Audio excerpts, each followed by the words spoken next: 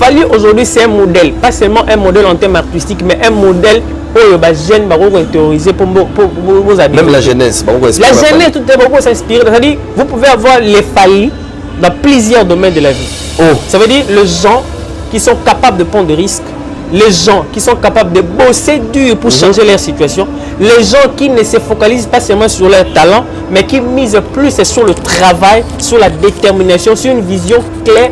Fally, c'est un homme qui a une vision claire de son travail. Ton talent est à la 20%, mais travail, détermination, volonté, 80%. Tout ça, il faut à 80%. Parce que si on parle de talent, il y a des talents partout. Tout le monde n'a pas trop de talent. Mais si on travaille des talents, il y a des grands joueurs, les 4 messieurs, entraînement, il y a raté. Discipline sportive, ça le raté. Ça la gym, il y a raté. Talent est apporté.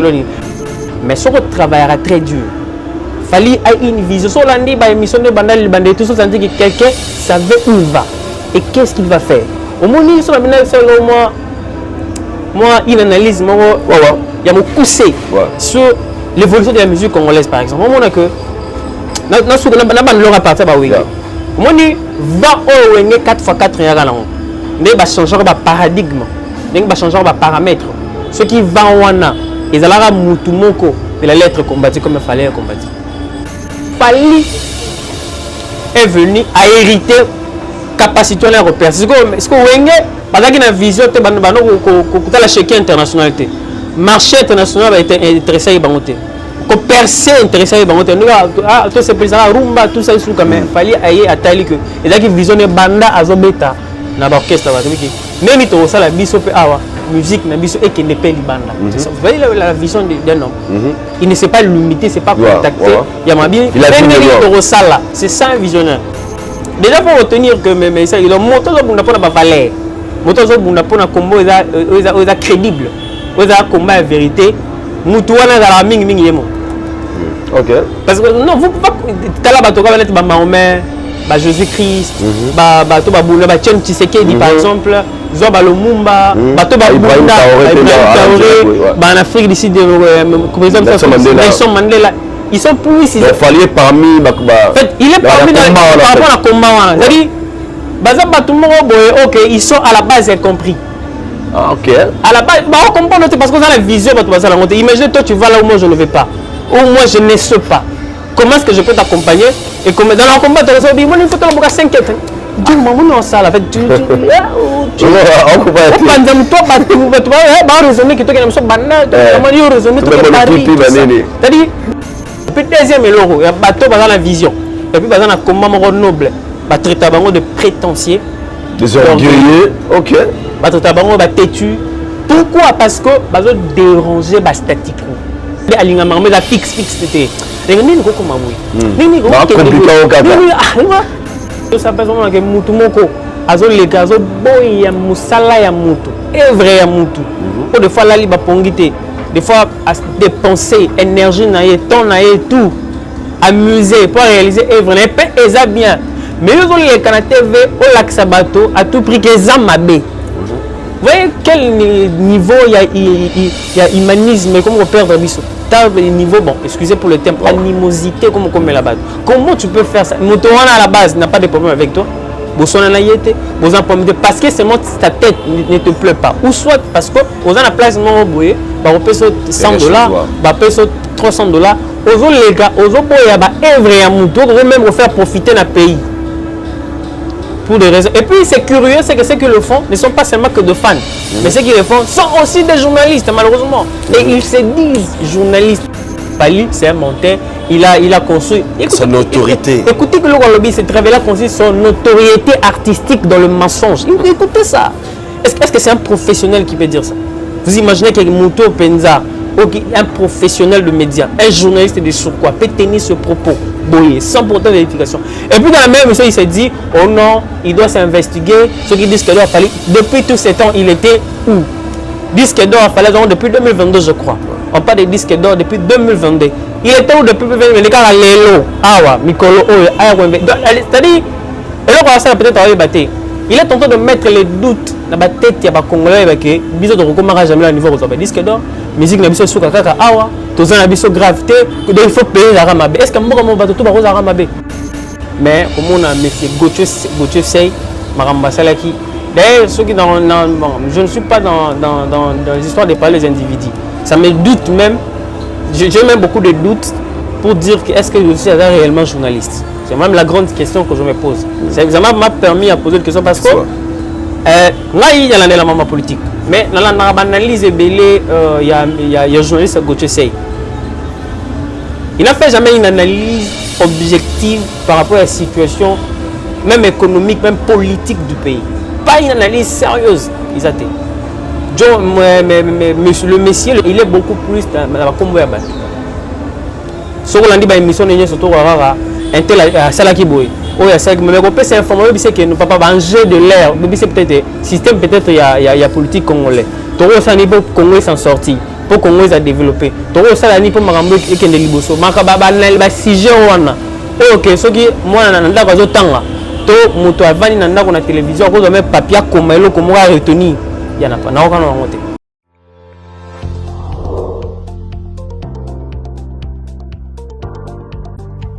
Bote na bino nyonso bisika bozali. Na nzela ya bilili oyo, tobeta mo lisolo muke ya oyo etali milulu minene oyo babengi na lopoto, plus grand salon de l'emploi et de l'entrepreneuriat. Salon de l'emploi et entrepreneuriat, ezali milulu minene oyo ebongisami na entreprise ya Kombo, groupe Héritage Investissement. Nasima ya programme nango Initiative Emploi pour tous. Ezali esika oyo ebongisami mpona kokutanisa bino na ba société oyo eza kozwa bato na misala. Esalami mpona kopesa biyano na mituna oyo etali makambo ya misala na mboka. Milulu oyo etali bato nyonso baye basalaka pe mingi na bato oyo bazali koluka misala. Milulu oyo tobengi salon de l'emploi ekosalama mokolo ya le 1er kino le 3 septembre na Université Académie des Beaux-Arts. Mpona kozwa biyano oyo etali salon de l'emploi pe ya entrepreneuriat, bokoki kokomela biso na nzela ya Facebook, TikTok, Twitter pe Instagram. Toko benga biso na numéro oyo ezali kobima na se ya etando eke na bino. Initiative Emploi pour tous, libaku malamu mpona biso nyonso.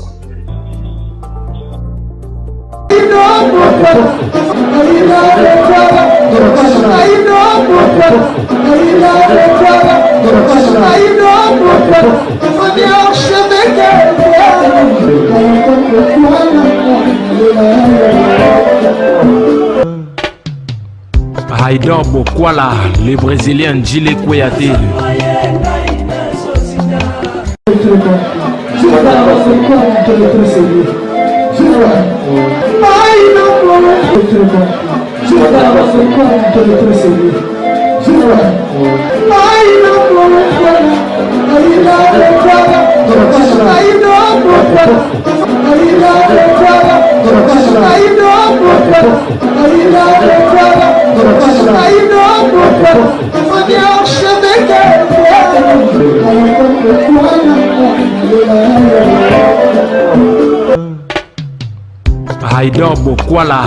Voilà, bienvenue chez Haïdor Show, fidèles internautes, vous qui nous suivez de partout à travers le monde. Bonjour et bonsoir. Nangonga Oyo, Bozali Bongo, Kotala, émission Labino Haïdor Show, une émission qui est présentée par le vôtre Haïdor, il y a PMB certifié. Derrière la caméra, il s'appelle Ken Américain, régie finale, Jordi Futur, The Last Man Standing. Encore une fois, un grand merci à vous, à tous nos abonnés et des non-abonnés. On a nos abonnés à la chaîne Nabiso Haïdor Média Télévision. Mais à chaque fois, tout ça, l'émission Nabiso, la vidéo Nabiso online, tout le monde aura des commentaires, tout le monde aura des suggestions, tout le monde aura des remarques, tout le monde aura des appels. Et on les a repris cette fois encore une fois courage de mieux travailler, de continuer de travailler. On verra toujours que vous communiquez, c'est notre devoir et votre droit. Nous avons un devoir, on peut Sarabino, information du jour au jour et puis droit à Bino. Parce que vous allez vous abonner à la chaîne Oyo pour vous ratarabongo information. Déjà avant cette émission, je dis comme ça un grand merci à notre sponsor officiel Régel Group Investing de M. Pichun Zolanibako. L'homme à la Mondele, bon dimanche à lui, il nous suit depuis Johannesburg. Moussala Ponayo, donc toujours, je pense que le plus grand salon d'emploi et de l'entrepreneuriat, et on a le 1er au 3 septembre, dans la Académie des Beaux-Arts, pardon. Nous allons pour ça assister à un jour de $5, $10 pour 3 jours. Il y aura plus de 52 sociétés et vous allez avoir présent. Au Baropé, ça va tout chance, toute opportunité. Il y a Rosoa Misala. Vous avez un projet là-haut, il y aura financement. Et je pense qu'il y aura plus de 15 personnes qui vont financer pour réaliser le projet. Encore une fois, un grand merci à Héritage, Investissement, au Batiki Poto, à Congo Kinshasa pour contribuer à la vision en chef de l'État. Et tout ça, au Salé Salama. Donc, du 1er au 3 septembre, l'Académie des Beaux-Arts, Papa, Maman, Ndeko, au Grand Moussala, occasion, topé, chance, Yangwana et Pesami, pour Nayo, Kulutu Jejo, à l'Italia, Calzature, boutique d'habillement, à l'Italia, Calzature, croisement, Mouchi, Kalembelembe. Vous allez pour Bilamba, il y a bien marque Italia, chaussures à bien, bonne qualité. Ok, bon, et pas il y a Kulutu Nangai, Jojo, à l'Italia, Calzature. Merci à toi encore une fois pour le soutien et pourquoi pas aussi à mon ami Dick Mputo, Aigle Échafaudage depuis Paris. Il nous suit aussi bateau tout Bolinga Aïdor, je vous aime aussi. Aujourd'hui j'ai un grand réel plaisir, comme d'habitude. Je pense que je retourne à Aïdor. Et aujourd'hui je reçois pour vous Jonathan Bossamba. Jonathan Bossamba avec lui. La bombe Marambo Italie, culture Nabiso, tous les acteurs ils ont donné sur la toile. Et pourquoi pas Marambo Italie vraiment beaucoup plus sa culture, on doit développer parce que tout le bara culture est très important pour le développement d'un pays. Il faut que la culture soit stable. Il y a avec Jonathan Bossamba, on doit Marambo Italie, Kalcha Nabiso, il y a Congo Fali Poupa, Wabita Kilobi na Mokolo, il y a Côte d'Ivoire. Et on va en parler, événement à Fali pour patron sur la Maramouya. Tous les artistes sélectionnés Watanabe, Bangono Sowana, au cours de cette émission, Tonzo Amatan, Topé Libakou, Yako Solo là. Je suis en complicité avec Ken américain derrière la caméra. À refond la bisoka à chant, comme ça, Toloba. Bonjour à notre invité d'aujourd'hui, Jonathan Bossamba, à qui je dis. Bienvenue mon frère, Jonathan Bossamba, bonjour. Bonjour, monsieur Aïdor. Bon, merci également pour votre acceptation, parce que je ne parlais même pas de l'invitation, je parle de l'acceptation de ma demande, parce que c'est moi qui ai demandé à ce que ils ont dérangé politique culturelle de manière générale. On a ces pélés qui n'ont pas plateau parce que nous avons musique. Je dois signaler que c'est la toute première fois que tout le monde en a en face. Nous avons un bilili, aux parmi les journalistes, aux bases garder ma vertu. Autour de ma fingaté, ma buzz, mon corps inutilité. On a ces pélés qui n'ont pas passé quelques temps, pourquoi pas tout le béla. La politique culturelle de manière générale et plus précisément la musique au lelo. Et ça la fierté nabiso, surtout fierté nabiso en tant que pays. D'une manière ou d'une autre. Merci beaucoup. En fait, je pense que c'est la toute première fois. Surtout il y a Aïdor Media TV, Lelo Baroloba. Aïdor, c'est qui encore? J'aimerais que vous vous présentez. Vous êtes qui? En fait, je pense que maman la meilleure présentation, c'est celle que les gens font de vous. Mais cela n'empêche pas que je me présente. Je pense que l'essentiel, je suis M. Mboyo Bossamba Jonathan. Jonathan Bossamba. Bossamba, c'est le nom de la famille. Alors, profession, c'est que je suis, les études, tout ça. Et on pendant la motonité, ming sujet, le blindé est importé pour nos téléspectateurs. Voilà, on poussé. Merci beaucoup, Jonathan. Et je pense qu'avant Yambayo, on avait eu le temps de s'échanger un peu. Na nzela ya téléphone oyo je méré bato baza kotala biso bazapeli Libakou ya ko bénéficier na yango ba vrebit ya émission na biso ya lelo et ça sera très important. D'abord premièrement étant que jeune oyo zalaka awa na kati ya Congo, c'est comment l'évolution d'abord de la jeunesse awa na kati ya Congo.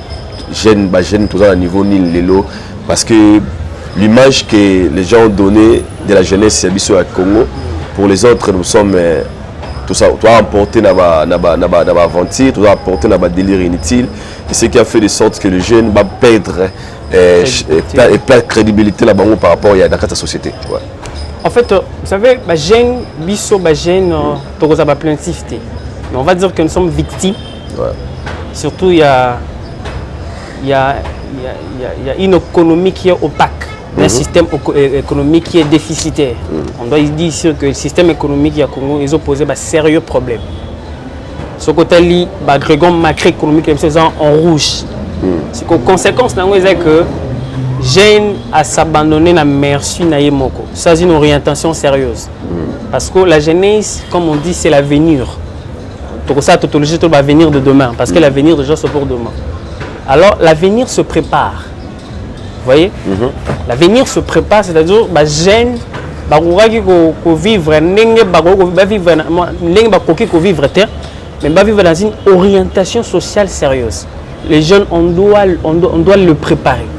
Les jeunes vont préparer, vont organiser, puis vont orienter. Parce que la jeunesse, c'est une classe, comme tout le monde, une classe fragile. Il y a un pays. Une classe de personnes qui ont besoin de la connaissance, de la croissance, effectivement, pour participer activement au développement. Mais fort malheureusement, le système économique, c'est tellement qu'ils ont posé problème. Le pays a des défis et des urgences et des conséquences, c'est que les jeunes sont victimes de ce. Parce que même le système économique, on a tellement qu'ils ont satisfait leurs besoins, il y a peupleté. Et c'est que l'université, les lots, de manière générale, je ne parle pas de l'université, de manière générale, système académique ou système éducatif, ils ont posé déjà problème. Donc les jeunes n'ont pas formé comme il faut. On a formé comme il faut. Les gens dans l'église, les jeunes sont encadrés comme il faut. Du coup, il y a un problème sérieux qui se pose à niveau de modèle. Alors les jeunes vont éviter de copier nani, nani, kende wapi. Ils vont abandonner la merci. En conséquence, nous avons bavir rebelle comme les jeunes. Tantôt bamisu ba sélectionner na kuluna, tantôt bamisu ba sélectionner na mamofinga, tantôt ba sélectionner na magamoni parce que il y a pas un modèle. C'est-à-dire le Congo ne nous a pas présenté une manière graduelle ou normale biko banda awa OK awa suki par exemple na poto mona yebi ke so botami atangi classe après classe peut-être aux musala après musala au kendebo ou bien so atangi classe ta na talent na ye ako beta bal ako za la musicien kuna kuta politique culturelle les a organisé et orienté vente ba CD na ye ba disque ne aux a orienté et vous savez que ako se retrouver na makambe belete ba o ba ke musique ba kuta ba ke bal ba kuta ba école de foot donc tout est orienté et tout est ordonné. Vous comprenez? Mais ce que tu as par exemple, parce que tu as politique culturelle, une industrie musicale, exactement. Ce qui fait que les gens qui ont musique, pour se retrouver, il y a à boire et à manger là-bas. Pour se retrouver dans la musique, il faut beaucoup. Tu sais combien de temps, le championnat est fermé, tout le terrain est marché, ils ont homologué. Il semble que il faut se couper comme homologué. Ce qui fait que les gens vont se lancer même la foot. Ça pose un sérieux problème. On va se lancer dans la classe. Classe, seulement que le système éducatif a posé problème. Ce qui fait en sorte que même la classe, ils ont si classe, il y a un chômage, il y a tout. Donc bref, jeunes, ils sont victimes, il y a des désorganisation, il y a Mboka. Ils sont victimes, il y a système, il y a économie, il y a Mboka qui ont posé problème. Chômage, les alliés makasi, crise, les alliés makasi, misala, tout ça, tout le monde est tombé sur les jeunes. Normalement, ils vont servir Mboka. Mais les lots, victime, il y a réalité. Il y a conjoncture, il y a réalité purement. Alors pensez-vous que la grande responsabilité revient maintenant à la dirigeant Mboka Nabiso ou que la situation a changé? En fait, on ne va pas dire la grande, mais je dis toute la responsabilité déjà. Premièrement, on va dire toute la responsabilité. Pourquoi? Parce que un pays se dirige. Un pays a des dirigeants. Nous avons le président de la République, nous avons les institutions en place. Nous avons les députés, nous avons les législateurs, qui ont la loi, qui ont contrôlé l'exécutif, qui ont la loi. L'exécutif fait ça pour gouverner, pour Mboka et Kendeli. Mais ce que les gens, les organes, les institutions, surtout étatiques, ça pose déjà un sérieux problème au niveau du fonctionnement effectif. Nous sommes, il y a des systèmes de la corruption qui est mis en place. Système, il y a en fait. On a tribalisme, mais système que Moutoualinga Oyayazala, même si pas forcément de même sang, mais même peut-être couleur politique, on ne tient plus compte des bateaux compétents, on ne tient plus compte des bateaux kokani pour le profil, ce qui fait en sorte que bah dirigeant na biso de manière générale parce que toko baka ba dirigeant OET après il y a période de Fati Béton toujours ba dirigeant de manière générale depuis étant indépendant style le même Fati a été victime il y a système où il a coûté en place il y a déjà le ban à émission nabi il va déboulonner les systèmes dictatoriaux mis en place expliquer système dictatorial et outan non pas seulement na Kabila mais depuis l'époque ce qui fait que façon toujours gérer mboka façon mboka kambami et ça que yo le lo bunda na ndenge na yo au ça là ba effort mais politique il y a développement mboka et où ta kaka dans l'état il faut que gouvernement à ça la politique pour le développement mboka bisomo to ko se prendre des choses en main au bunda par exemple on peut exemple typique net tout le ba mambeta l'entrepreneuriat au regarde les jeunes aux initiatives au ça l'entrepreneuriat système congolais kaka et au moment voilà ba taxe moko ba surtaxation ba il y a tracasserie moko inutile talaka ba wewa o jeune wewa ba tumisusu bon n'habite que ba sala wewa ba tangate mais belé peut-être ba tangité ba biki assurance peut-être ya mosala ya ba mapalizate mais akena mosana wewa talaka nde bazala tracasser na nzela tanane bakanga bango mais azala poza ça sala wana pas le pantalon voilà mais talane ba wewa bazala tracasser tout ça et c'est que ba jeune baza abandonnatrice alors si on revenir à la question non ils que certes pas il y a jeune il faut pas ça là Ezali mais la grande ou la quasi-totalité de la responsabilité revient aux dirigeants c'est-à-dire bah kondi ya mboka pe ba institution mboka ce qui fonctionne donc nous devons arrêter cette politique à faire des hommes forts mais plutôt de faire les institutions fortes parce qu'il y a un principe administratif qui est stupide que les hommes passent mais les institutions restent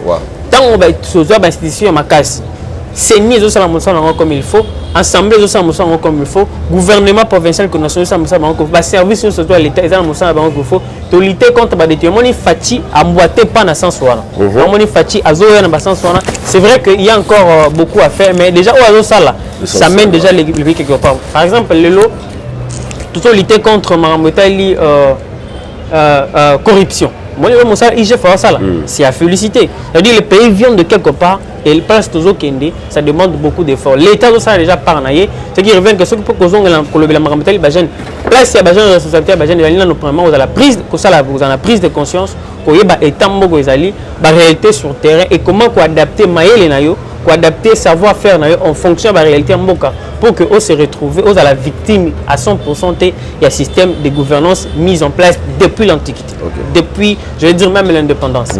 Merci beaucoup mon frère. Je pense que tu es malé na émission la vie chose bon ça la plaisir na Serge Diana Firé que c'est bienvenu au Congo. Je pense que tu dois continuer l'émission la vie. Parlons maintenant de la musique en général. Quelle est la position de la musique congolaise actuellement?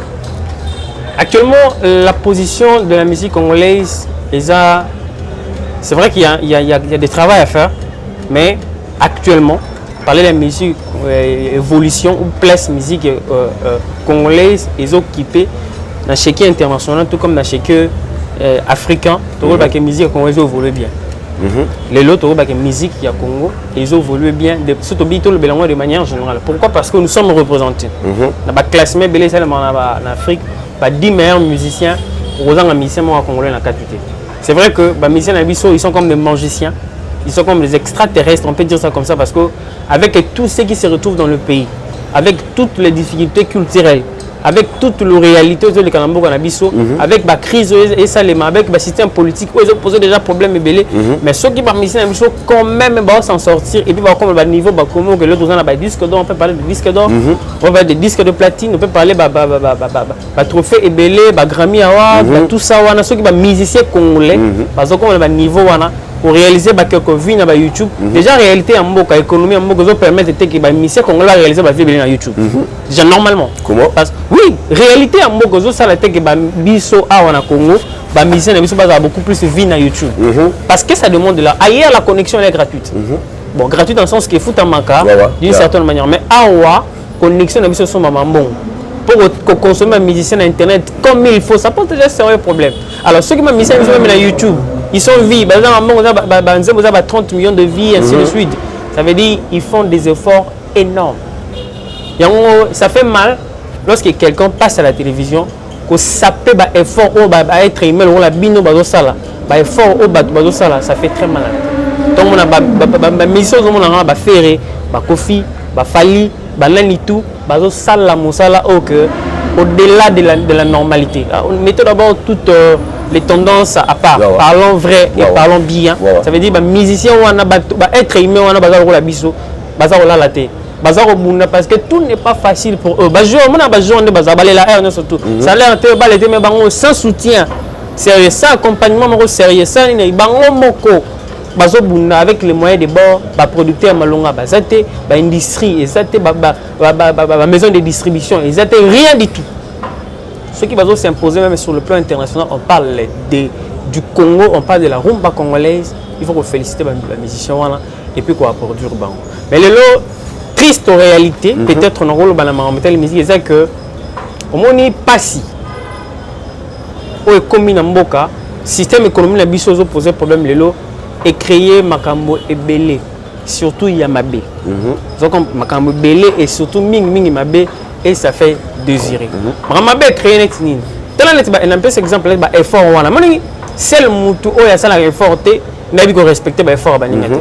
Mais mutu oya sala ba effort oya bindaka ayebike ça c'est un bosseur oya luka mbongo oya sala ba ko respect coopéra respecta coopéra moninga ne coopéra pas ka coopéra tena sala na mbongo cop akozo angwa ko sango n'importe comment moto pina luka mbongo na mitoki ayeba vraiment be bato bazwa a respecta ba moni makambo ça malelo peut-être na milieu musical na kokota te parce que je suis pas musicien je connais pas des réalités. Mais vous parlez juste de l'expérience justement d'expérience c'est que et ça passe vraiment que mutu moko azo leka azo boy ya musala ya mutu vrai ya mutu pour des fois là li ba pongité des fois à dépenser énergie na ye temps na ye tout amuser pour réaliser œuvre na pe eza bien mais azo leka na TV au lac sabato à tout prix que za mabe. Vous voyez quel niveau il y a humanisme et comment on perd biso niveau bon excusez pour le terme animosité comme on met là-bas. Comment tu peux faire ça? Motowana à la base n'a pas de problème avec toi. Parce que seulement ta tête ne te plaît pas. Ou soit parce que vous avez la place non boye, bah on paye $100, bah paye $300. Aux les gars, aux boye bah œuvre à mouton, on même refaire profiter d'un pays. Pour des raisons. Et puis c'est curieux, c'est que ceux qui le font ne sont pas seulement que de fans, mais ceux qui le font sont aussi des journalistes malheureusement. Et ils se disent journalistes. Ceux qui gardent le journalisme, ils ont bon. Ce qui y a un problème au niveau de la formation à Bango, qu'est-ce qui se passe réellement? Passer à la télévision, refuser l'œuvre artistique au ESA bien, de manière générale. C'est vrai, qu'on encourage l'artiste, non, en tout cas, qui est bien, il faut améliorer place, ainsi de suite. Mais aux autres, catégoriquement, pour au plaire au-delà il y a tout un pays qui a besoin des artistes plus évoluer parce que branche musicale et continue à fonctionner. Ceux qui sont musiciens surtout le lot, il y a pas de suite favorable. Donc il ne faut pas devenir journaliste parce que il y a des ceux qui sont des journalistes, il y a ceux qui sont des musiciens, il y a des ceux qui sont ainsi de suite. Musicien tant qu'on déjà en place. Bango peut ça bango chance net ni. Moni likamozo sala passe na kati musique yango. Et puis non pas seulement la musique, ils ont que même dans la politique. Un peu partout, il y a des politiciens aujourd'hui par exemple Fatu Béton. Je ne suis pas de IDPS quoi que ce soit mais toi peut-être effort le monsieur est en train de faire en tant que non-homme. Tellement ma francophone les organisateurs. Même à niveau international, on nous a félicité. Dans là-bas effort au-delà de l'humanisme. Ouais, au salawana et l'équipe. Mais moi on a tout le monde à TV, c'est parce qu'il y a dans la caméra alors les cas, alors même là-bas évidence. Tu es bisouté qu'est-ce qui est vrai et qu'est-ce qui est faux. Moi ma vérité ça la raté. Et quand vous avez parlé déjà de la cachoté, quand vous avez parlé déjà que nous sommes un journaliste et là je sais pas je m'irais tout ça est une avis sur l'émission de Bosso na politique. Donc on avait vu un débat, il y a un gars, un monsieur au hasard journaliste. Gauthier et l'autre Manix. Et il y a un débat dans Bangora. Étant qu'il y a un intellectuel, qu'est-ce que tu avais retenu pendant l'échange dans le débat? En tant que débat dans Bangora, par exemple, ce que j'avais retenu, c'est que ça m'avait plus sécurisé. Et ça n'a pas si.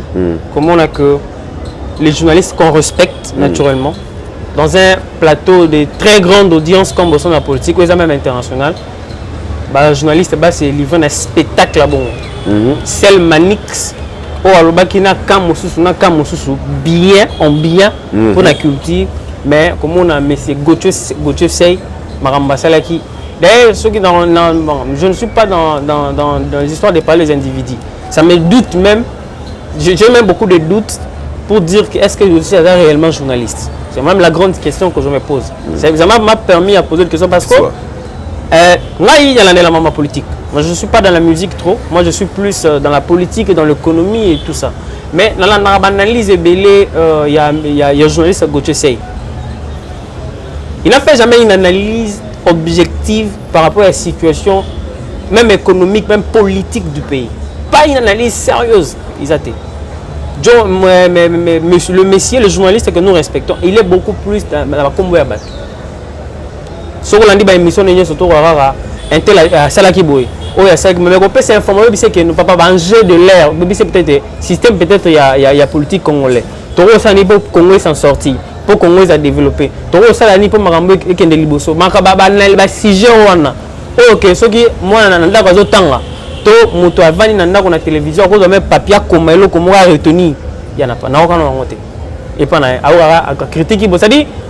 Il y a mon côté, il y a toute une catégorie de journalistes ils n'ont pas un vrai contenu. Ils vont retenir. Ils juste un combo à créer. En fait, vous savez bien ça là. Vous avez derrière la buzz. Vous savez ça érotique là. Même les lots, ça n'a pas payé. L'objet est foutu, mais un jour, ça va payer et on va vous respecter. Parce que le savoir, comme a dit quelqu'un, ne ment pas. Même si le lot bénéficie de la montée, tôt ou tard, on va bénéficier. Mais il ne faut pas tomber aussi bas dans le but qu'on gagne un peu vite. Si on gagne vite, on perd vite. Le journal, tout ça s'apprend dans la vie. Tout va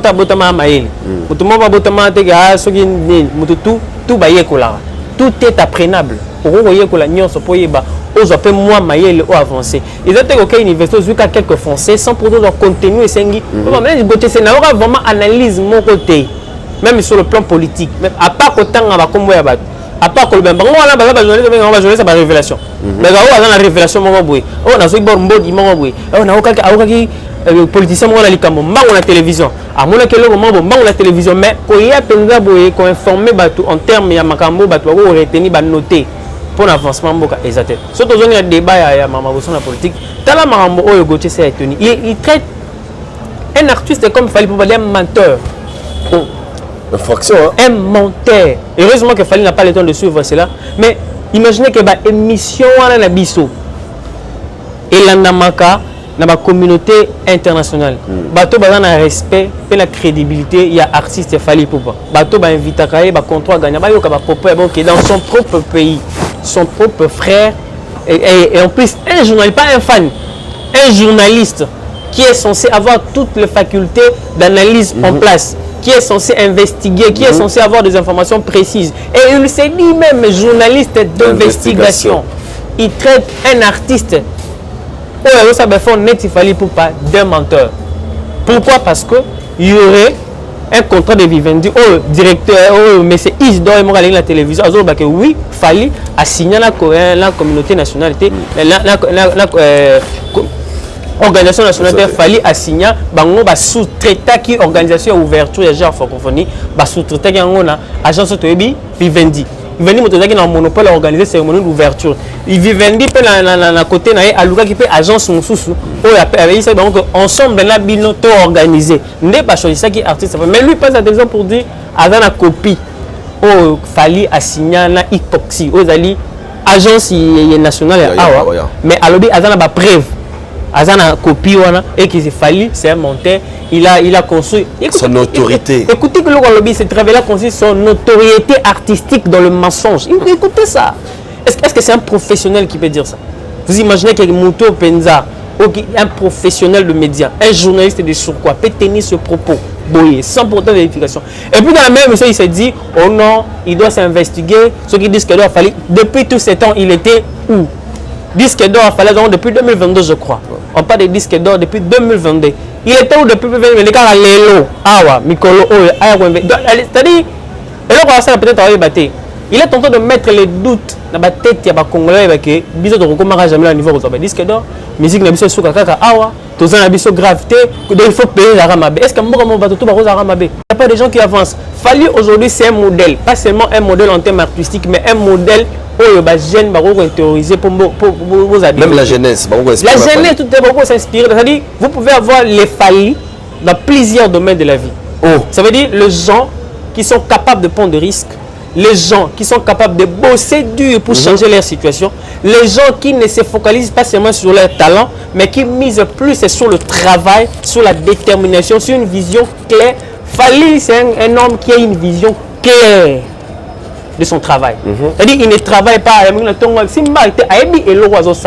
que non, en fait,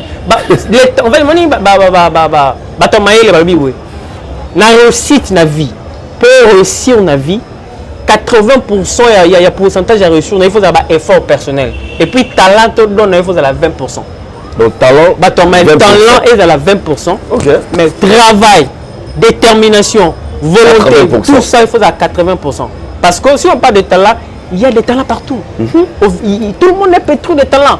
Mais si on travaille des talents, il y a des grands joueurs, les 4 messieurs, entraînement est raté.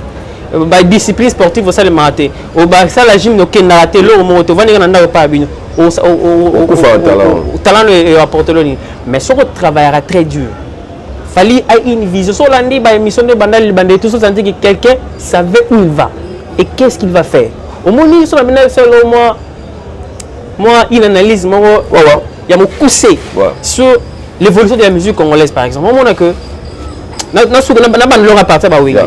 moi, 4x4 changer de paradigme, changer de paramètre. Ce qui va ils allaient moko de la lettre combattre comme il fallait combattre. Alors ça 20 4x4 les bons chics, les bons gens, les gens adorables. Il y a toute une idéologie, il y a toute une philosophie, toute une manière de voir les choses. Il y a une valeur inculquée dans la musique. Ce qui est la lettre combattie exactement comme il fallait. Heureusement, ce qui fait que les attaques. Et puis la preuve c'est que les attaques ont réellement atteint parce que ceux qui ont volonté il y a des gens parce qu'ils étaient une force sûre. Pourquoi ils étaient une force? Il y a une idéologie, bon chic, bon genre, une idéologie mobimba. C'est-à-dire, tu dois t'habiller bien, être beau, tu dois être beau, tu dois être élégant. Et puis au-delà de ça, en fait, avant tous les musiciens, ils ont des petits voyous.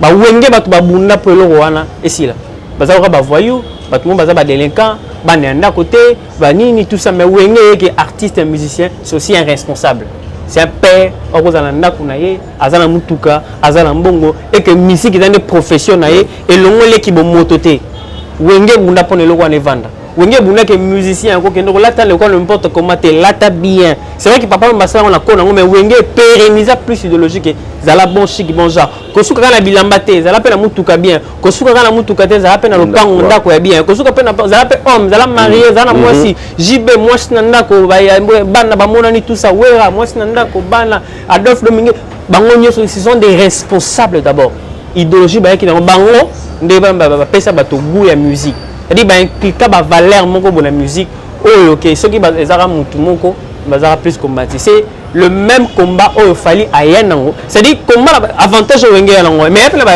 désavantage. Désavantage, c'est qu'ils n'ont pas amené toute la vérité dans la musique. Le Wenge. Oui, Wenge, il y a bien, on a lobby, mais il y a la vérité. Des fois, il y avait des mensonges. Comme tu as le cas, à Bété qui a salle à 10 000 places, ça avait dit 100 000 places, 50 000 places. Et puis, il y a une naïveté à journaliste, peut-être à l'époque, capacité d'investigation d'aller bouquet Burundi mapeka abu akola tapé griffe et lamba la place au griffe et ils allons peut-être y en haute mais elle a témoigné bon il y a 80 000 tout ça ce qui peut-être ne va pas se faire aujourd'hui ce qu'il fallait est venu à hériter capacité à repère ce que Wenge parce qu'il a une vision te bano ko la chèque international te marché international va être intéressé bangote ko percer intéressé bangote tout c'est plus ça rumba tout ça sous quand même fallait aller à tali que et là qui visionner banda azobeta na ba orchestre ba tobiki neni to sala biso pe awa musique na biso ekende pe libanda. Vous voyez la vision d'un homme. Il ne sait pas limiter, c'est pas contacter. Il y a ma bien neni to sala, c'est ça un visionnaire. Neni to sala pour musique to zo mona awa ekende pe libanda. La preuve c'est que rumba est une musique de qui libanda. Et libanda to tchemo variété congolaise. Tant Gauthier même Gauthier Sey qui ne connaît pas peut-être l'histoire, azobenga rumba puis c'est quoi rumba puis parce que rumba est qui pekaka et libanda et il to tcheba ingrédient na biso ko fala bi rumba est libanda to tcheba ingrédient na biso. Bon neni beto ça rumba est qui libanda to tcheba ingrédient to longolango pe susu awa to tinango pe susu libanda na ba ingrédient mususu. Ça c'est maintenant le combat artistique. Ça veut dire il a une lutte qu'il est en train de faire, il a de valeurs qu'il a intériorisées, une vision qui est claire, on a volé. Même la musique qui a rumba to beta awa, a commission na portée internationale. Comment ça rumba za munene te za mukuse, to garder même guitare par exemple, to garder même son mais awa to moderniser mamboé et comment mukuse comme maké. Et bibi le roi nzemba ba français mais ça ba français à la base nzemba ba congolais. Vous comprenez? Et ça maël. Siko comment on a bondi et 5 qui m'a belé. Déjà faut retenir que mais ça il a moto zo bunda pona ba valeur. Moto zo bunda pona combo eza crédible. Eza combat vérité. Mutu wana za la mingi yemo. OK. Parce que non vous pas tala bato ka ba Mahomet, ba Jésus-Christ, ba to ba bunda ba Tchen Tshisekedi par exemple, zo ba Lumumba, ba to ba bunda ba en Afrique d'ici de comme exemple Nelson Mandela. Ils sont plus il fallait parmi en fait il est parmi par rapport à combat c'est-à-dire OK ils sont à la base incompris. OK À la base on comprend parce que ça la vision imagine toi tu vas là où moi je ne vais pas ou moi je ne sais pas comment est-ce que je peux t'accompagner et comme dans le combat tu vas dire moi il faut te la 5 Dieu maman on ça la fait tu on peut pas pendant toi tu vas raisonner que toi qui ne bana comment il raisonner c'est-à-dire que nous et si on te comprend pas par Rolando le deuxième euro il y a bateau dans la vision et puis dans un combat noble ba traiter bango de prétentieux des orgueilleux. OK ba traiter bango ba têtu. Pourquoi? Parce que bazo déranger ba statico. Retenez très bien monsieur Alidor. Un leader a horreur de statico. Un visionnaire, pardon. A horreur na statico. C'est-à-dire alingamanga fixe. Nini ko koma boy. Nini ko Michael Jackson ba traiter un peu bon. Ba comme on aura paranoïaque. Ça peut être clip il y a bien. Mais il faut clip auto bandelango à 16 millions. Mais papa, c'est des clips. Et ça déjà le succès. Au bandelango c'est comme ba belle, il voyait autre chose. Il y a un clip à marquer de et les combien de clips même pour ça on a en 2023 il y a Salwa Kala pour les clips à marquer c'est comment il a amusé il voyait la grandeur c'est ça ce que on a traité marqué de tout hasard orgueilleux hasard prétentieux hasard nini hasard oh il voit ce que vous ne voyez pas. Il a un combat, c'est que vous n'avez pas. Vous n'avez pas la même manière de moto se préparer pour Asuka. Ah la moto se préparer pour Kende. Pour la préparation moko té. Yo ça l'entraînement pour que beta Lina foot. La moto s'entraînement que beta Ligue des Champions pour s'entraîner ndenge moko té. Yo ça va vous un entraînement, c'est normal. Pour dire qu'il y a putain Messi. Yo ça beta entraînement 2 minutes. Ah non ça 2 minutes na kati yo ça monter ba 5 heures. Alex le côté place dans Kende. Ça demande de ça. Vous comprenez? C'est quoi la musique? Il fallait la musique. Il y a une vérité qui dérange ma caméra qui est déjà casée. C'est strictement dans la musique. Le système déjà casé. Pardon. Dérangé. Alors quand on dérange le système, c'est tout le système qui est contre toi. Il fallait ne se battre pas avec un homme. Il fallait se battre avec contre un système musical congolais qui a été enraciné depuis le temps. OK. Le système, il faut changer pour m'en évoluer. Alors, à cause de ce système, c'est pourquoi il le combat. Tout va dans ce qu'on voit là. Oui, mais le lobby, en fait, ça me revient. La publication, on a monaki, au Batsaki sur la rivalité.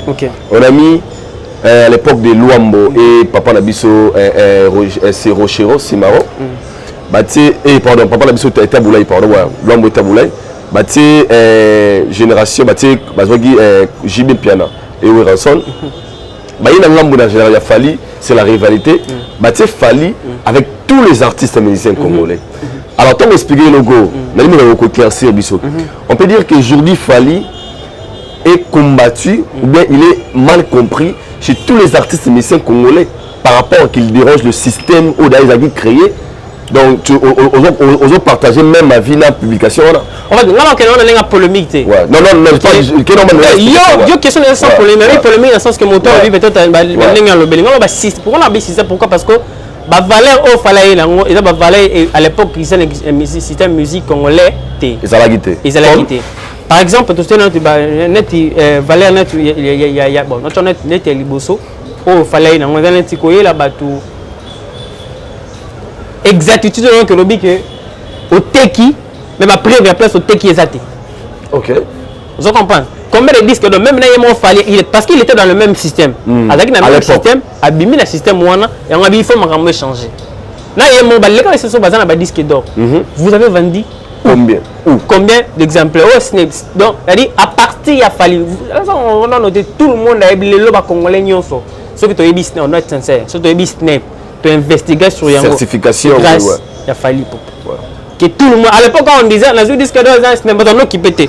Mais si on est ce n'est pas un tout ce temps-là. J'ai suivi un journaliste, je ne vais pas citer son nom ici. A bien au monde, c'est qui va confier au milieu de la musique, ce n'est pas ça qui était. Ah, écoutez, ce n'est pas ça qui était 23, 22, 23, je crois. C'est-à-dire, Aïba quitté. C'est pas si grave, quoi, tu as un problème. Donc, Aïba quitté. C'est-à-dire, aïe na babilo kowana net par exemple koyeba que au sale musique traçabilité la ngwezala obeta ki wapi l'accès biso calendrier ba date na yo abeta ba date na yo et dans l'internet à poster zete la vendre ba ke webe le na beta ki te na beta ba consommer na beta obeta ba date za wapi ba date na yo c'est lui qui a commencé ce système ya rocha penda ba date na yo na obeta ceux qui par obeta ta ye awa ils ont annulé vous voyez chose qui n'était pas avant. C'est vrai que c'est un peu banal de parler, mais tout le monde quand même. Système que, au sommet Mamoutuka, au sommet on a place, au Moutuka na sachet na plaque. À l'époque on a la sommet Moutuka et c'est où tu vas pi? Au sommet Mapi, est-ce que la seconde main? Et ça nini? Mais il y a pas un autre Moutuka, on a que Moutuka, on sommet on est en musique et puis à sommet Moutuka, bon on est en ondeng et koti et alors sommet on va divers. Alors sommet Bilamba, bon on a place, alors sommet Bilamba. La maison qui est là, la musique tout comment ça là? Alors que sont ma belle filmé et qu'on sort. Mais ce que valeur on a valeur dans la musique, traçabilité on a que tout se connecter la musicien pays mosusu. Toi apprendre un plus et pas na bango. Na o besoin de ça nango, toi ajouter, toi pousser musique na musique qui est musique. Alors baba na kala to bima na ghetto, sous ba chanter, to souka na ghetto to kende. Combat wana, c'est pas le même combat que les artistes congolais. Partager. Tellement que avant, le rôle à rêve, c'était une rêve. Mais c'est que tellement que comme aboutir bas fruit, et comme on pèse bas fruit, et comme il se sous sa combat. Ah, il a commencé normalement. Les gens par exemple, sont au combat dans les réseaux sociaux. Tu sais combien de temps il a fait dans les réseaux sociaux? Il a peut-être côté réseaux sociaux, artiste, il a côté réseaux sociaux en 2013. Mais il y a côté réseaux sociaux bandakal. Ce qui fait que notoriété n'est pas. Il s'est battu pour ça depuis. Qui est artiste, il faut qu'on a compte, on a compte, on a réseaux sociaux, on a une personnalité. La preuve c'est que il est le seul artiste ici dans notre pays. On a plus dans ma vue, on a plus dans ma vue, on a plus dans bateau belé, on a plus dans abonné belé dans les réseaux sociaux. Vous comprenez? Parce qu'il a commencé le combat depuis. Ce que combat néwana, ça dérange le système de valeurs congolais. Que vous vendez boye. Pour le Congo, à l'époque, je dis ça, le témoignage meilleur. Un grand prêtre. Il n'y a pas de preuve. Qu'est-ce qui prouve de grand prêtre? On a bêté Bassal, ou Bassal. Alors pour ceux qui disent que c'est les cas, parce que tant que je parle de Gauthier, et comme ils sont sur l'émission, les gens viennent pour en commenter disque d'or, disque d'or, Vivendi, alors pour ces gens-là qui jusque-là ne croient pas seulement que l'artiste fait des choses où il est vrai, la mise sur battu. Ce sont les ennemis de la culture. Ils vont combattre la qualité. Ils vont combattre toute une génération qui vient. Au moins, il y a un modèle au la société. Parce que les gens ne savent plus se référer à qui. C'est-à-dire que disque d'autres reçoivent un bisoté. Parce que si un artiste, en fait, moi je dis que donc couteau à 5 ans, normalement, Non, c'est pas pour mais normalement là-bas, effort il fallait à ça, il pouvait pas à cause une année ou 6 mois below major. Pourquoi? À collaborer avec l'artiste au bazar disque d'or dans une semaine. À collaborer avec l'artiste au bazar disque d'or peut-être dans un jour. Avec Nino, avec Torito Nino, avec Bouba, avec Nakamura, l'artiste au bazar disque, pas un disque d'or comme on l'a roté. Si on monte na batu ya bon avec la feature na batu bon azo disque de besoin mon grave. Si les gens ne peuvent pas analyser jusqu'à ce point donc c'est dit c'est comme dit ce qui va dit effort au failli à ça. Sauf à disque d'or ça veut dire aucun musicien congolais ne peut avoir un disque d'or. Sauf fallait la monter de ba le écouter. Non ça la rater. Na magie ni tala ce que Makambo va ça la pose au disque d'or, il a tout fait. Botala ba résultat té, botala ba effort muta sali pas comme ba résultat.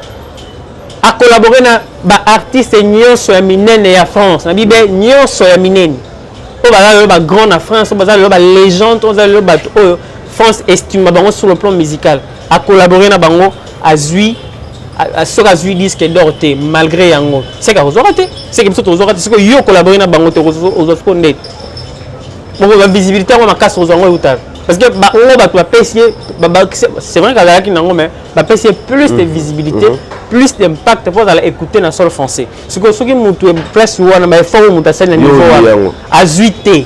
Ce que yo ça la ligne pose. Partagez-vous le même avis pour ceux qui disent qu'il fallait combattre aujourd'hui pas seulement chez les artistes mais presque dans la zone ébélée. Oui en fait quand vous êtes en train de percer. Moni piercing to réussir dans la vie et attirer na makamalamu na makamamabe. Et ce qui est vrai, c'est qu'il est porté par ses fans et il est aimé par Bato Balingakaye. Mais ce qui n'avait même pas les fans, mais les gars allaient même changer de nationalité.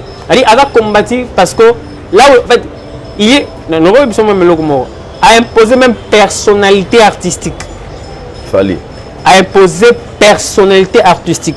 Ce qu'on a imposé personnalité artistique, ils ont dérangé même la personne ébélée, même au bas même ma politique. On est Fali, c'est le musicien qui impose plus le respect et plus de professionnalisme dans son travail. Le seul.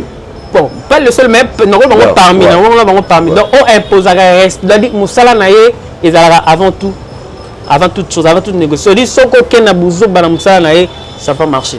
Et si on a besoin d'un contrat Naye, il faut avoir une clause de contrat. Il faut respecter bien. Au risque que c'est la mode. Alors, on va mettre mon tour au palais. Alors, artiste, à s'imposer la personnalité qui malgré que vous avez un moka. Malgré grade, nous avons un moka. Vous avez un vendre bengue. Vous avez un pire à la place. Aïe, bon, non. Bon, au bengaye, n'a hors profession. Là, si vous avez une affinité, n'a bien au bengaye. Mais si vous bengaye en tant qu'artiste, il fallait, il ne peut pas. Na musala na isoko bengaye na nenge wana. Il faut les procédure normale. Si on a une procédure normale, ça va pas passer. Et pour ça, on ne va pas te plaire parce que tu vas miser avec les petits c'est un professionnel, ceux qui ont il faut manager à traiter, manager, tu dois passer par là. Ceux qui ont dans la juridiction, il y a X. Il faut X à ça. Ceux qui ont la compétence, tant qu'on va préparer, on a c'est un martyr. Bon, notre il y a une commission et dans le bateau, c'est chargé de Makamboana. Musique, spectacle et tout ça. C'est ça. Le respect s'imposant, on essaie que bateau va mettre ça là manipuler l'artiste. Bateau va mettre ça là aux artistes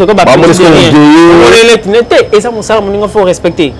Président de la République a dit moi na ko na ni ka bote moi na ba te o ta bagarre bazawana magambeza wana bagarre bazawana ba pesio accès. Pour respecter en fait c'est ça le Congolais a horreur du protocole. Respect à protocole, respect à procédure pour accéder dans la réalité pas Congolais ba linga ngote. Alinga ke place mo bo imita koti. 2000 ba ah on so ba signer ba ko signer wana ba nini côté wana. Parce qu'il est en train d'imposer une personnalité artistique. Pour être un professionnel là, pouvons. Aleki na francophonie, chef de l'État après c'est beaucoup de respect dans le monde des gens. Mais en tant que professionnel accueilli, ne pas venir faire culte na président Fachi. Aïe te ko ça sur l'élection sur nini. Mais nous les partis c'est bien pas propagande comme non. Ici j'ai un contrat de chanter comme tel. Na ye on a respecté Moussa Nanga et Suki. Paul Nazala qui boité, Paul Nazala c'est-à-dire ba comme ça ndenge bango bazali. Or les gars réfléchissent de manière professionnelle. Donc pas signé Bandasco wana. Place maramone banda. Côté ba artiste on a que évolution na ye tellement qu'il a une vision claire et ils ont dérangé système bango bazala. Yango mona que il y a plus de facilité que parce que bateau bazala ensemble les bateau va se comprendre. Pe baza bateau ya bazo ki côté mon artiste ba kende côté moko.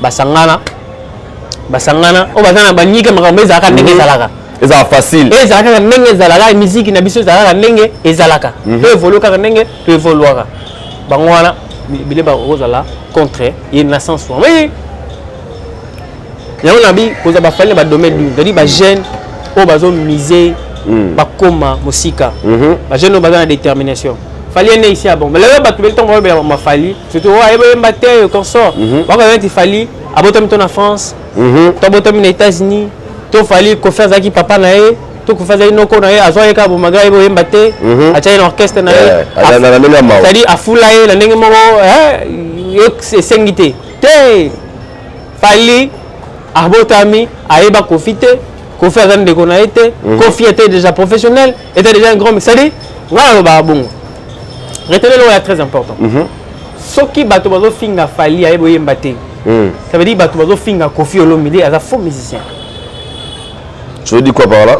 Parce que Fali a été dans un orchestre et avant d'être dans cet orchestre Fali a fait les tests a fait les tests dans l'orchestre pour banzoyer moto a zoyer a confirmé que ayebi ko yemba asko kolobaki ayebi ko yemba te azon atolante c'est comme si balokota et kolokota ou bien à côté par faveur oh moto ça la test na normal ouais oui faut là il faut des à ça la orchestre ça dit ils a ignorance mon gros tout à bref moni photo kende tout ça qui na question ba gauche c'est dire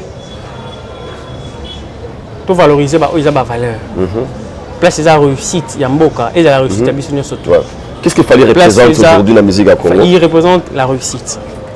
Fali a un symbole de la réussite. Il a toute une idéologie. Il a la façon, il a la façon moyen le bas. Sur le bilan, on comprend que c'est du Fali. Il a la façon moyen le lata. Sur le salon, c'est du Fali. Il a la façon moyen, bah signe au sala. Sur le salon, on comprend que c'est du Fali. Je ne suis pas warrior et tout ça. Non, je comprends. Vous êtes sur le tali, la réalité, on peut juste dire que les gars ont réussi. Alors, sur le lingi, et là, bon, on doit représenter fierté. Il y a beaucoup de pour lui combattre en haut, vous avez plus de retenue. Pour des raisons, quand vous c'est ça, parce que vous avez un problème personnel avec l'artiste. Non, il faut que vous ayez une émotion à part, que vous ayez un sentiment à part, que vous ayez une profession à part. Soit c'est vaut mieux au lobaté, que vous ayez un vérité, ou ils ont connu, ils mangent l'artiste, ou ils ont contribué pour l'évolution, il y a un boka.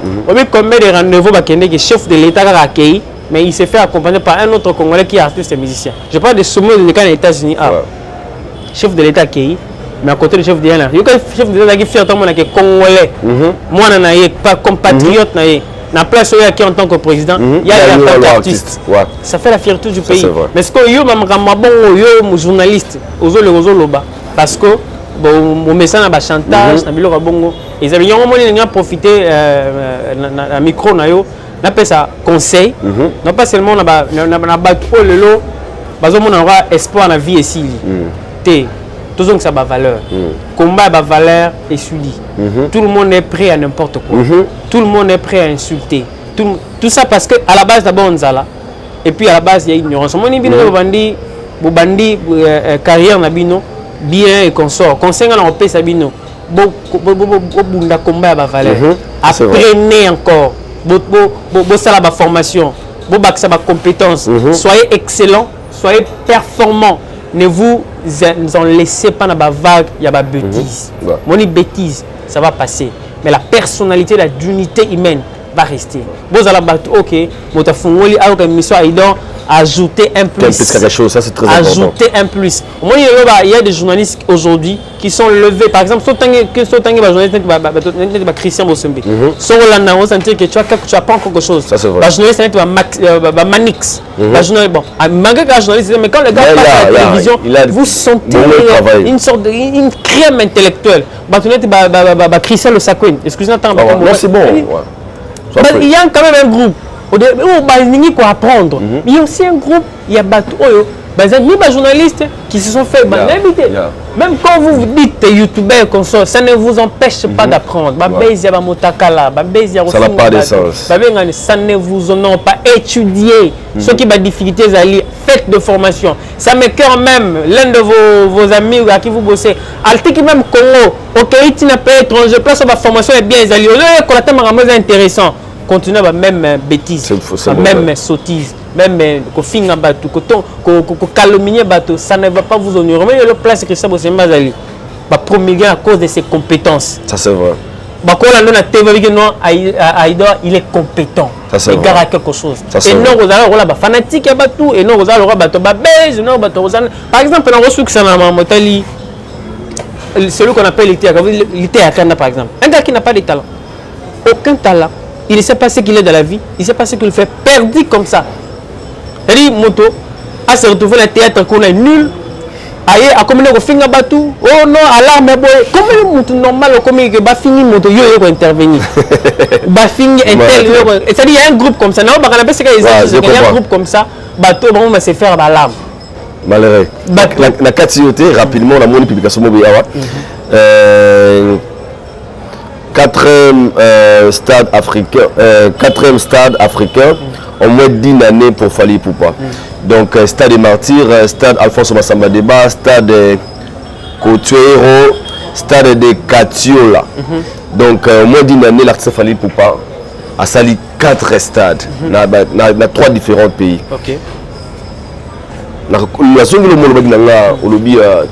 Une personne qui n'a pas voulu être dans le système. Et à Sali et le roman, ils ont bondi ce système. Il a très mal compris, il est incompris, il est combattu. Au lieu de voir un fils du pays, dans moins d'1 année, il y a aussi 4 stades et puis il y a des moka différents.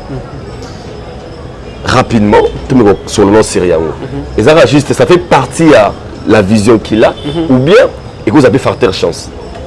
On lit dans le monde professionnel, il faut enlever ce qu'on appelle la chance. Dans le monde professionnel et puis dans la réussite, que l'on a besoin chance, il va aller grâce, il faut que l'on ait grâce, ramener ça dans un contexte qui est religieux. Dans l'église, il faut amener la grâce là-bas. Dans le monde professionnel, il faut amener la méritocratie, l'organisation, le travail, le professionnalisme. Il faut amener la détermination, la vision, la politique, le managérial, la communication et tous ces facteurs-là. Sur le plan professionnel, la réussite se démontre. Sur le plan professionnel, la réussite, ça ne se dit pas amen. Non, la réussite se démontre. Et puis la réussite, on le mérite. Et en tout cas, vous travaillez à 90%, vous avez la chance. Et la chance, c'est à travailler pendant 90%. Ça veut dire, oh, on a des répercussions, il y a sens, il y a combat, il y a une vision claire, et puis il y a des valeurs, ils ont entouré, et puis il y a fallu, les parmi les rares artistes, ils sont mieux entourés. Là, on a tweet. Il y a Eddie Badiata. Tant que tweet, on a un niveau où tu as commis. Je dis que le gars, il est intelligent. Il connaît ce qu'il fait. C'est-à-dire quand on parle de directeur marketing, celui-ci, il maîtrise son domaine. Si on a joué un artiste, peut-être un directeur marketing, tantôt il est communicateur, tantôt il est porte-parole, tantôt il est ceci. Il ne maîtrise pas son domaine. Et puis tantôt ils sont eux-mêmes des journalistes, tantôt ils savent finalement qu'est-ce qui se passe. Ils n'ont pas la maîtrise précise de la question. Il y a Moutanaï. Mais il dit qu'on a job description, on a tellement de monde à l'école. Mon travail n'est pas mais il y a il faut le la politique et la communication. Qu'il ne faut pas communiquer comme ça, il ne faut pas communiquer comme ça, il ne faut pas dire ça, il ne faut pas dire ceci. C'est ça l'intelligence. Mais les gens qui font plusieurs rôles. Alors, avoir un bureau comme ça, où les gens sont intelligents, travaillés, compétents, et avec un artiste qui est aussi ambitieux, avec une vision claire, vous ne pouvez que faire mieux que ça. Merci beaucoup. Nous sommes presque à la fin. C'était hier où il fallait passer produit dans le stade de Katiola, dans Côte d'Ivoire. Comment vous avez trouvé tout le monde a une inauguration. Il y a un stade, et puis après. Comment d'Ivoire, un artiste, il y a un Mboka à Congo, que vous allez honorer dans le niveau de la Côte d'Ivoire. Ils ont même la francophonie dans le pays, réussite. C'est-à-dire quand les gens pensent que ma mission peut-être tout à Congo Bazabongo. Ah, tu vas la Fali Bongo. Mais il représente les drapeaux. C'est un Congolais. Quand on cite déjà les Congolais, on cite quoi? On cite les Congos. Et c'est la réussite de tout un pays que Mototo a servi. Même artistes et musiciens, au Baza Sorier, au Bakota un système. Il y a un mauvais système qui a mis en place. Artistes, au Bakota un mauvais système. Ils ne peuvent pas être jeûnés pour ça. D'ailleurs, ils vont en produire. Ils savent que si nous n'avons pas pu et que l'un de nous a fait, c'est pour l'honneur de nous tous, alors c'est bénéfique pour la génération qui vient. Ça c'est vrai.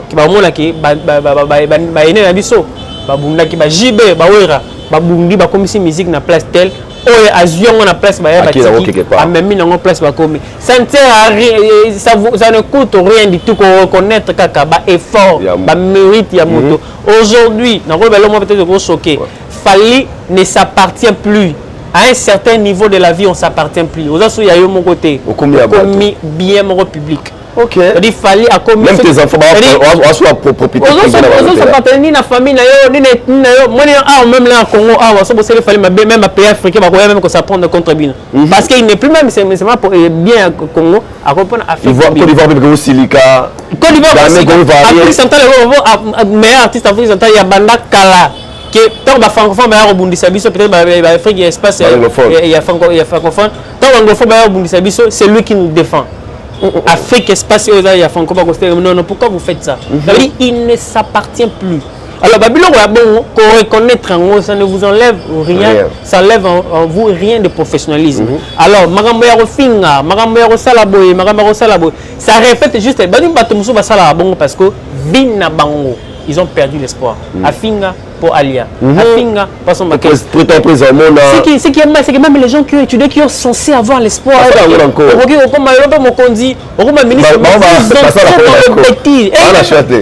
pas étudier malheureusement. Ils ne veulent pas apprendre. Ils passent dans la télévision. Malheureusement. Tout simplement pour perdre. Merci mon frère. Nous sommes vraiment... Dans le Congo, il y a quand même des valeurs qui sont là. Il fallait pour en faire partie. Parti c'est monsieur Bazo Landai. Na politique ba valeur pesali. Na foot tout ça na ba valeur. Bon ma valeur na biso s'il vous plaît. Gardons nos valeurs. Tout ça na ba kambo ebele surtout bo miso ba valeur. Na mokili jamais trop kokana biso nyoso. Comment moi tout kokana? C'est impossible. Même dans la lelo okuta ba ange, okuta ba séraphin, okuta ba boye ba vieillard, ba tu na ba to baza na place na mango. Place oyo zali, il faut dans le 1 acceptant le 2 au salaire fort au Kenya. Ko finga bat na ba télévision, ko finga bat na ba émission.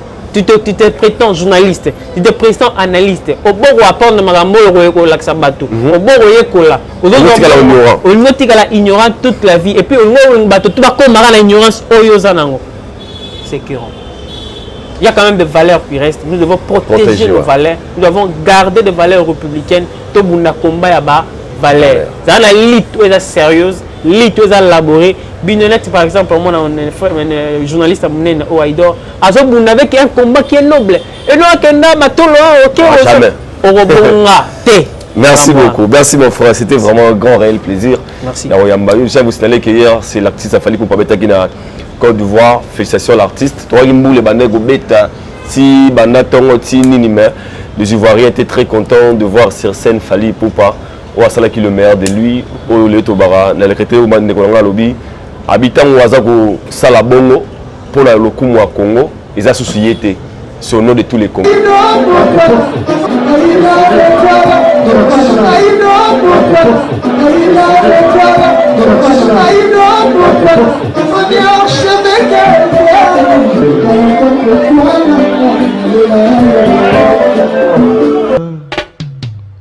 Haïdor Bokwala, le Brésilien Djile Kouyaté.